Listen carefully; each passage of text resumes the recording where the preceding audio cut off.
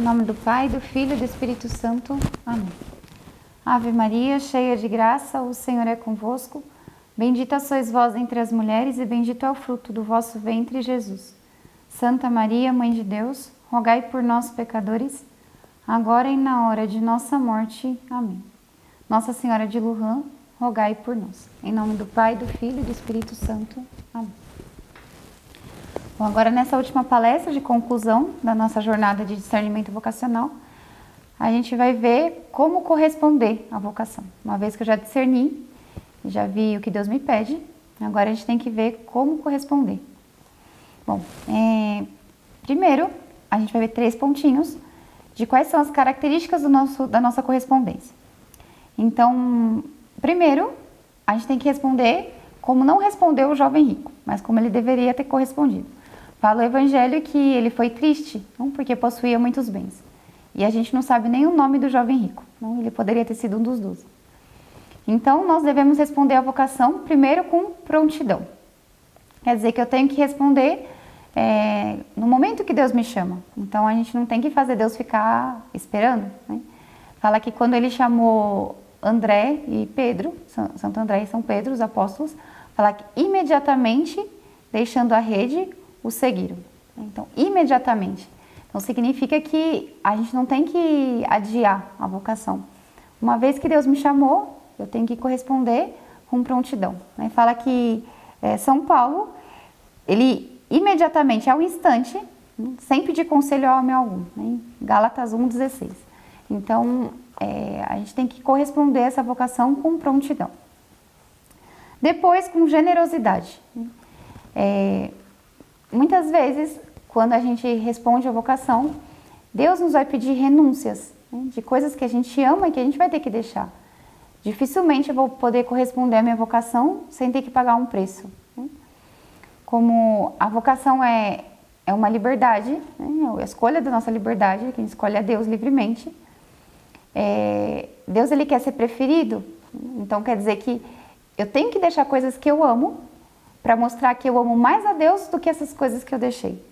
Então, se eu não tenho que deixar nada, ou não me custa nada, então dificilmente vai ser um ato de preferência por Jesus Cristo. Deus também quer ser preferido. Então, por isso, muitas vezes ele pede o sacrifício de ter que deixar coisas que eu amo. Por isso que essa resposta tem que ser generosa. Tem que dar, expandir o coração e dar aquilo que Deus pede. E depois tem que ser com heroísmo. Então quer dizer que eu tenho que deixar tudo que Deus pede. Quem coloca a mão no arado e olha para trás não é digno de mim, falou o Evangelho.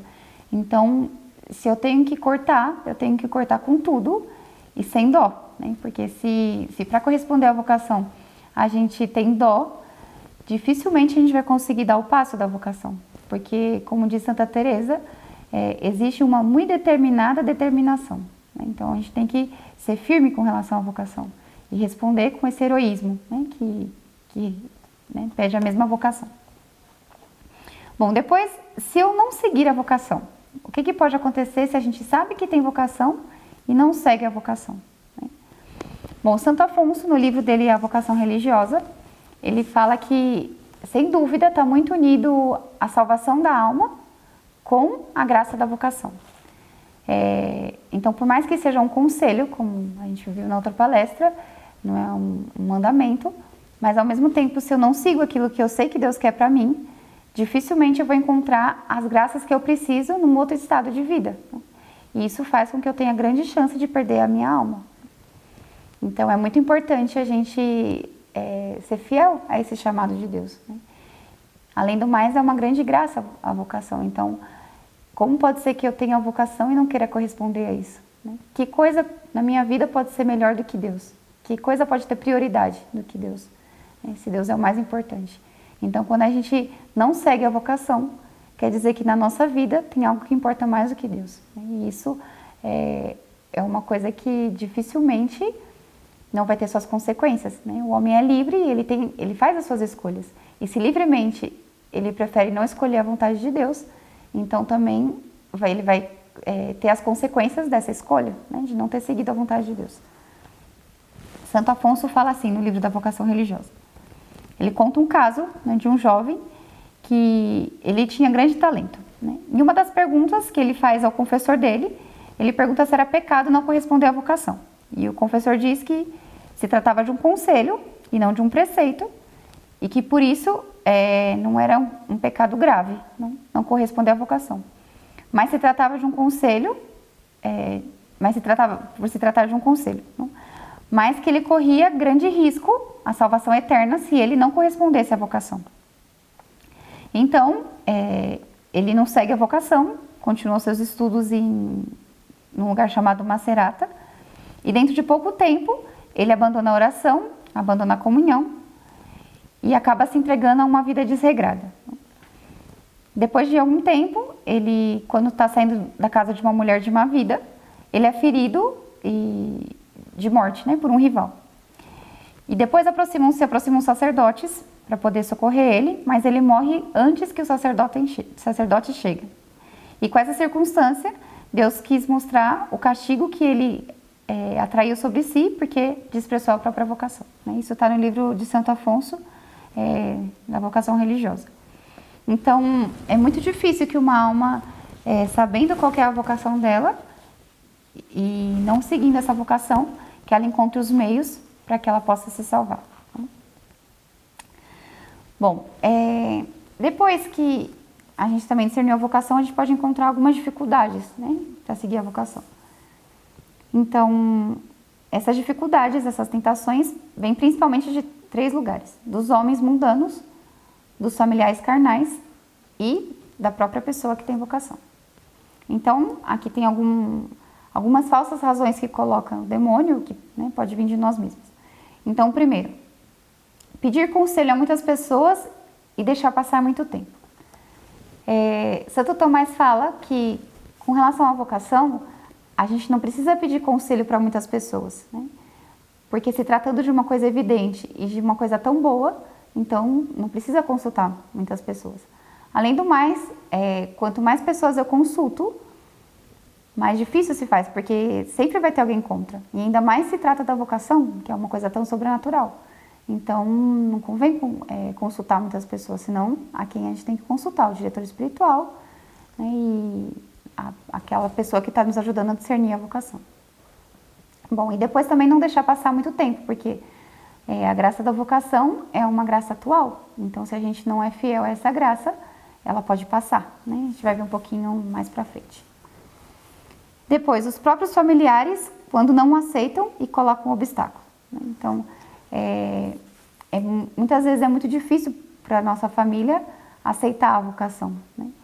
E a gente não tem que ser muito exigente com os nossos familiares, porque quem tem a vocação somos nós. Então, a gente não tem que pedir que outra pessoa entenda a nossa vocação, porque é uma coisa que Deus deu para mim. E por ser uma coisa tão sobrenatural, é muito difícil que outra pessoa que não esteja chamada a isso consiga entender. Se muitas vezes nem nós que temos vocação conseguimos entender, quanto mais outra pessoa, né, que não é chamada a isso. Então tem que ter muita paciência com os familiares, né, quando não aceitam a vocação. Ao longo da vida religiosa eu tenho visto muitas vezes que depois que o religioso, né, corresponde à vocação, os pais, por verem que ele está feliz na vida religiosa, vão aceitando a vocação. Porque um pai e uma mãe, por mais que não queira a vocação do filho, antes de mais nada quer ver o filho feliz.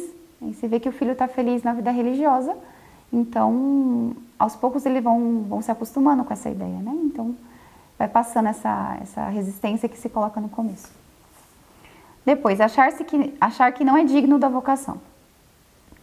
Bom, aqui também é um erro isso, porque se fosse por dignidade, ninguém estaria aqui, né? Quem de nós é digno da vocação?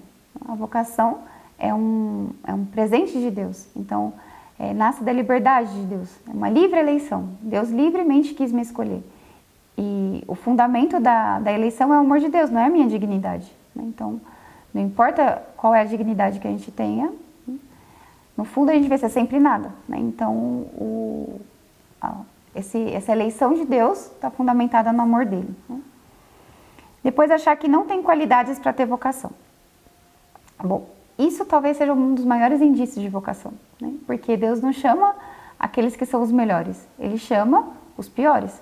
Então, se eu acho que eu não tenho qualidade nenhuma, pode ser que eu tenha vocação, né? Então, não colocar as nossas qualidades como uma condição para que Deus nos chame, porque Ele chama quem Ele quer, e Ele não olha a nossa qualidade, o que a gente tem ou deixa de ter, senão que Ele escolhe quem Ele quer. Depois, achar que porque é pecador, Deus não pode chamá-lo. Bom, isso também é uma grande falácia, porque se a gente fosse olhar assim, a igreja estaria privada de grandes santos, né? Santa Maria Madalena, Santo Agostinho, Santa Thais, né? Foram grandes pecadores. E se a gente tem muitos pecados, como fala São Paulo, onde abundou o pecado, superabundou a graça. Então, se a gente cometeu muitos pecados, com mais razão nós somos objetos da misericórdia de Deus. Então, é um motivo a mais para que Deus me chame à vida religiosa e não um motivo a menos. Depois, achar que porque existem padres e religiosos ruins, então eu não tenho vocação. A gente sempre vai ver, independente da vocação que a gente siga, pessoas ruins, né? Porque depois do pecado original, o extraordinário é ser bom. O mais comum é ser ruim. Então, e é um erro também eu unir a minha vocação à vocação de outra pessoa, porque cada um responde de modo individual. Então, independente do tipo de religiosos sacerdotes que existam na igreja, eu tenho que responder a minha vocação de modo individual, não? Então, a gente sempre pode buscar não ser bons religiosos. Depois, achar que porque tem gostos e aptidões por outras coisas, não tem vocação. Então, aqui mais uma vez, a gente tem que muitas vezes renunciar às coisas que a gente gosta para poder seguir a vocação. Porque significa seguir aquilo que eu mais amo, né? Então, quando eu escolho a Deus, esse ato de escolher a Deus necessariamente faz com que eu deixe outras coisas que eu poderia amar, mas que eu amo menos do que Deus, né? Então, se eu respondi à vocação e quis seguir a vocação, foi porque eu amei mais a Deus do que qualquer outra coisa, né? Então, é um ato de renúncia muitas vezes. Depois, achar que como leigo eu posso fazer maior bem do que como religioso. Pode ser que eu possa fazer maior bem como leigo do que como religioso, desde que eu tenha vocação para isso, né? Então aqui o fundamento não é tanto se eu vou fazer maior bem como religioso ou como leigo. Se trata de responder à vontade de Deus, porque a gente vai fazer o maior bem aonde Deus quiser que eu esteja, e não aonde eu quero estar. Então, tanto uma vocação quanto a outra eu posso fazer muito bem, né? Desde que seja a vontade de Deus. Então, depois achar que porque namora, não tem vocação. Isso também é um grande erro, porque ainda mais se eu sei que eu tenho vocação e estou namorando, porque eu estou enganando a pessoa que eu estou namorando, né? Se eu sei que Deus me chama a outra coisa, então pode ser que seja dolorido terminar um namoro agora, mas mais dolorido vai ser se eu deixar esse namoro ir adiante, casar com essa pessoa e lá na frente ter um matrimônio frustrado porque eu não segui minha vocação, né? Então a dor que eu vou sentir depois vai ser muito maior do que a dor que eu sentiria agora. Então é melhor eu fazer aquilo que eu vejo que Deus me pede, que é seguir a minha vocação, mesmo que para isso a gente tenha que romper algum relacionamento e que isso doa, né? Depois, achar que tem que ter uma certeza absoluta da vocação. Como a gente viu no outro ponto, nem sempre eu vou ter uma certeza absoluta, né? Basta que eu tenha rezado, né? Que eu tenha feito pró e contra, que eu tenha mostrado para o meu diretor espiritual, né? Que eu tenha buscado com retidão de intenção fazer a vontade de Deus, e depois isso vai me dar uma certeza provável, né? Não sei, 70% eu acho que é essa vocação, 60%, mas suficiente para mim poder dar um passo de que eu agi com retidão de intenção e busquei fazer com sinceridade a vontade de Deus, né? Então isso já é suficiente para seguir a vocação. Depois pensar que não tem vocação porque não sente a vocação. Então a vocação nem sempre é sensível. Às vezes eu vejo de modo racional que eu tenho vocação. Muitas vezes eu tenho que agir contra a carne, né? Santa Teresa fala que durante 20 anos ela diz que viveu um matrimônio de conveniência, né? Porque ela viu que no mundo ela ia se perder, então ela viu que a vocação religiosa para ela era o mais conveniente e quis entrar na vida religiosa, mas todos os anos da vida dela que ela passa em tibieza, ela vê que a vocação religiosa era conveniente para ela, né? Bom, e depois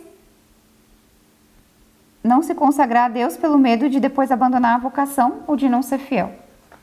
Bom, aqui também o medo de não perseverar, né? E se eu sair, e se eu não conseguir seguir a vocação até o final? Bom, todo mundo corre esse risco, né? Então, a perseverança é uma graça de Deus, é um dom de Deus. Mas do mesmo modo que Deus dá a vocação, seria contraditório se Deus não desse a graça da perseverança, né?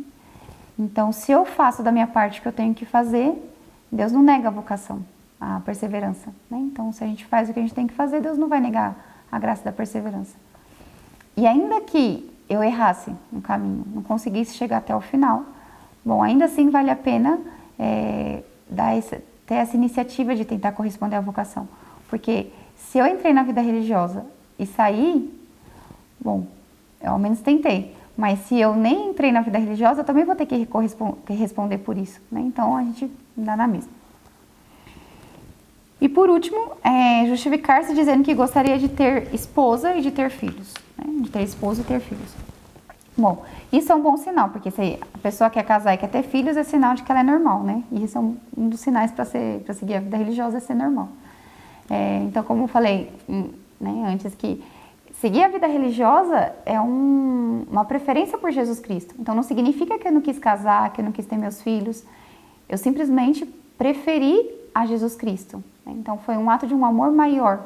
Eu amei mais a Jesus Cristo do que a qualquer outra pessoa. E por isso eu quis me entregar a Ele em perpétua castidade, não, e ser mãe das almas que Ele quis me confiar. Então, é um ato de um amor maior. A gente se entrega a quem a gente ama mais. Não? E porque eu amei mais a Jesus Cristo, a Ele eu quis me entregar.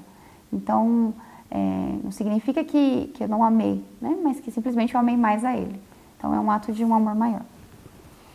Bom, e a fidelidade à graça, né? Por que é tão importante a gente ser fiel à graça da vocação? Porque a gente nunca sabe quantas graças está unida à graça da vocação, né? A graça da vocação, como toda graça, é uma graça atual. E se eu não sou fiel, ela pode passar, né? E normalmente Deus costuma insistir com a vocação, para que a gente... nem sempre a gente responde de primeira, então Deus continua insistindo. Mas pode ser que uma hora Ele já não insista mais, né? E que Ele pare de me chamar. E se eu não sou fiel à graça da vocação, quantas almas poderiam depender do meu sim, né? Vamos pensar, por exemplo, o Santo Inácio de Loyola. Imagina que ele não tivesse correspondido à vocação. Não teria sido sacerdote. Se não fosse sacerdote, provavelmente não teria recebido a graça fundacional para fundar os jesuítas. Se não tivesse fundado os jesuítas, não teria tido todos os santos que tiveram os jesuítas. Não teria a evangelização da América e tantos bens que tiveram, né? Ajuda na contra-reforma da igreja. Então, quantas graças depende da fidelidade a uma graça? Quantas graças depende da fidelidade à graça da vocação? Para a minha santificação, para a santificação das almas que dependem de mim. Então, a gente não sabe quanto está unido aí, né? Quantas graças estão unidas aí. A graça da vocação é como uma conta de um rosário, né? Se eu puxo uma, vem muitas outras juntas. Então, a gente tem que buscar corresponder com fidelidade àquilo que Deus nos pede.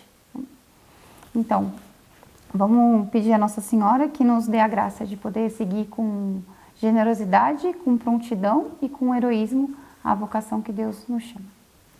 Ave Maria Puríssima, sem pecado concebida. Nossa Senhora de Lourdes, rogai por nós. Em nome do Pai, do Filho e do Espírito Santo. Amém.